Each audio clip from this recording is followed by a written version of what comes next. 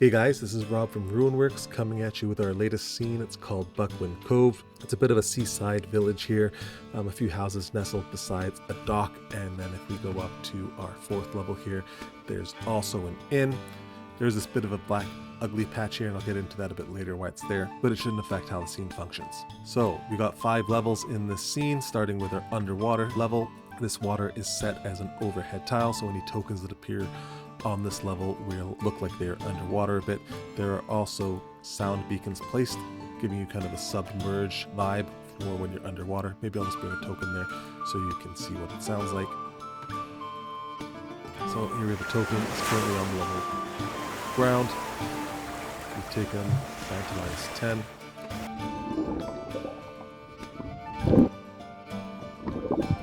You can see he's kind of stuck there under the water. Hopefully you can hear on my audio there is a bit of a kind of an underwater bubbling, underwater tone. Hopefully you can hear that. We bring them back up onto the ground level. Here you can hear there are again sound bubbles, this time just providing water.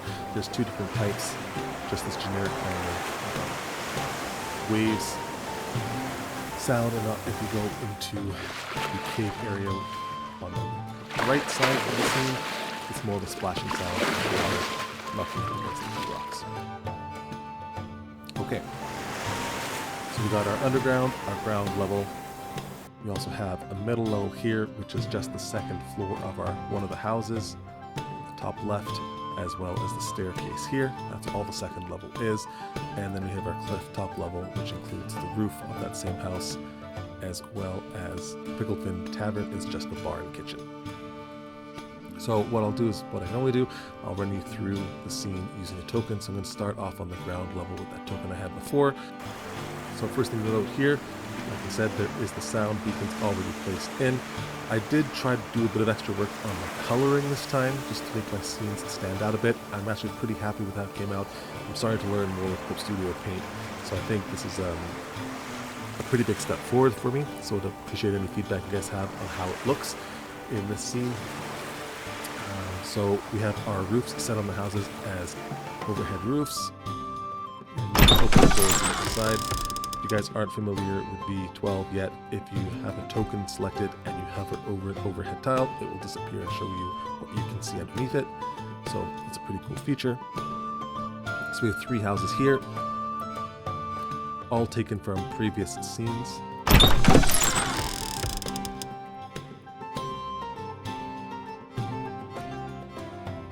So there's the option of these 3 houses.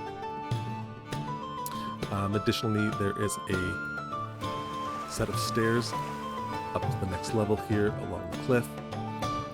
I've put in some kind of messy drawings here, so if players kind of step off the cliff, they're not floating in the air, but I've only done it around where the stairs are, just to make sure they're not like circumventing how the stairs work. So they'll just take you up to the next level, and then if a token were to step into one of the levels drops, they just fall down. These are only levels drops, they would not take players up as well. The one location where it does work as regular stairs is up here at the top of the hill, where they can kind of walk up the hill as opposed to taking the stairs. It'll just automatically move them up. Okay. Next, we are going to just come back down to the dock here. Just a quick note, each of the boats is double clickable, so when you double click on it, it'll go through their variations. The only variations they have is daytime boat, nighttime boat, and no boat. So if you click it once, the boats, essentially click boats, it's like little tiles, but if you click one, it'll cycle through 3 variations. So the nighttime boats look a bit strange on the daytime map, but they look really good in the nighttime map.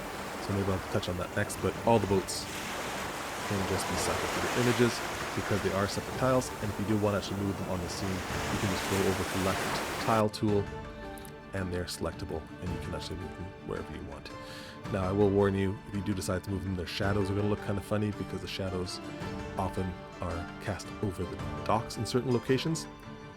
So just be aware of that. So I mentioned the day and night tiles. That's because in the left margin here, there are 2 clickable tiles to switch the scene between day and night. So right now you can see the day option has been selected. If you click on night It's going to turn all the tiles to the night variations, as well as set the scene darkness level to 0.8, I believe, and as well a bunch of the lights are set to automatically turn on at that darkness level.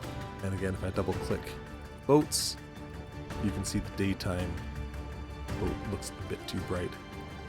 So just double click again to get to the nighttime version. Okay, things are a bit harder to see in the nighttime version, so I'm just going to go back to day. The last thing I wanted to go over with you guys, here is this cave that is into the cliff face. So players can come into the cave from the water to the south. I imagine this could be a good use for a smuggling location, and then whatever goods were brought in through the cave can then be transported up via the set of stairs at the interaction point. Now I might notice it's a bit dark in here, so if we give our token a bit of light,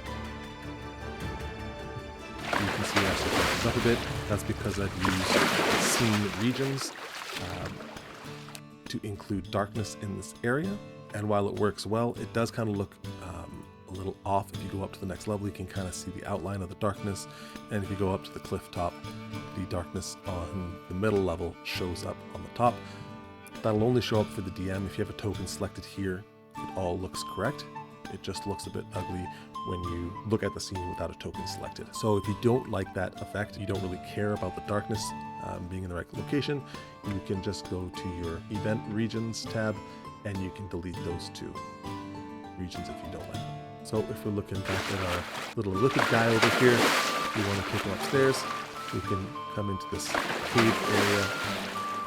Here is the interaction point you can use to climb up the stairs. And now he's come up the stairs, and it's actually in the cellar of the tavern on top of the cliffside. So now he's in the passageway.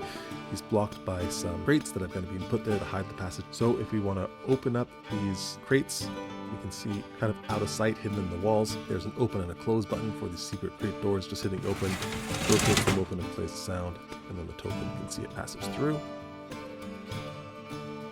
And then the same thing, if you want to have them closed, you can just hit close and shut. I just think this is a cool little way that whoever's using this cellar for smuggling used to hide their passage into the cave. So the cellar is obviously full of smuggled goods, and then there's a ladder up to the next floor. If we double click on this ladder, our token is brought up onto the cliff top level. So here he is in the cliff top level. Now it looks a bit weird because you're like, how did he climb the ladder? There's a carpet here. So if we look over into the right margin on the cliff top level, we have this secret hatch, two smugglers cave number 2. We can see the number 2 here. So right now it's in the hidden status. If we want to just show it but have it closed, we can have closed status.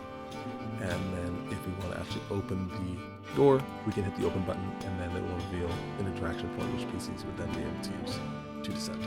So just keep that in mind. If your PCs are coming up from the bottom, you might have to switch the image on this floor. This is more if you're coming in via the tavern. PCs might come into this room and want to flip up the carpet, and then you can just kind of open it up. Now you can see this black area. This is the event region on the cellar level, where it's giving extra darkness.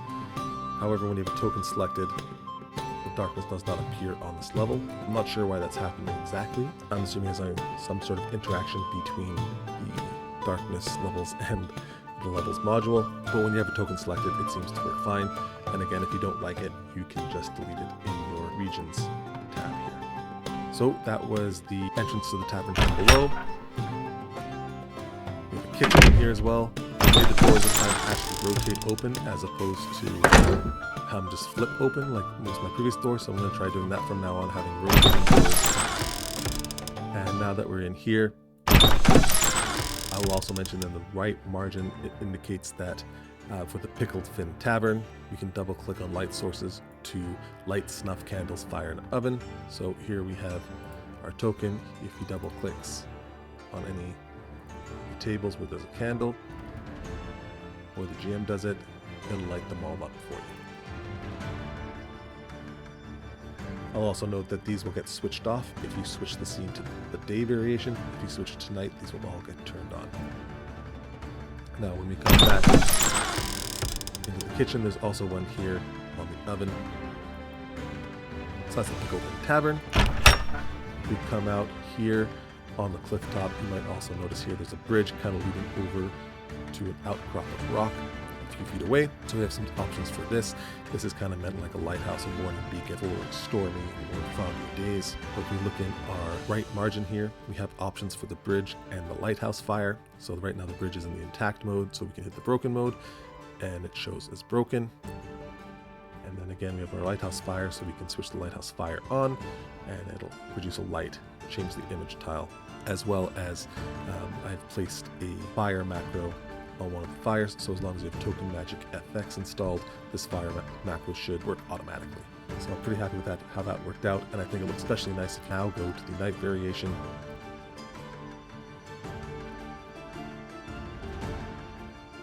You can see the fire glowing in the darkness here. And all the lights in the tavern have turned on. Also of note, just quickly here, we do have a quick link to our journal guide where I just put in a bit of detail on the options that I've shown you here. Anyways, I did spend a bit of time trying to get this one to look a bit more colorful, add a bit more variation in the colors I was using, and I think it's worked pretty well. Appreciate some feedback on that if you have any.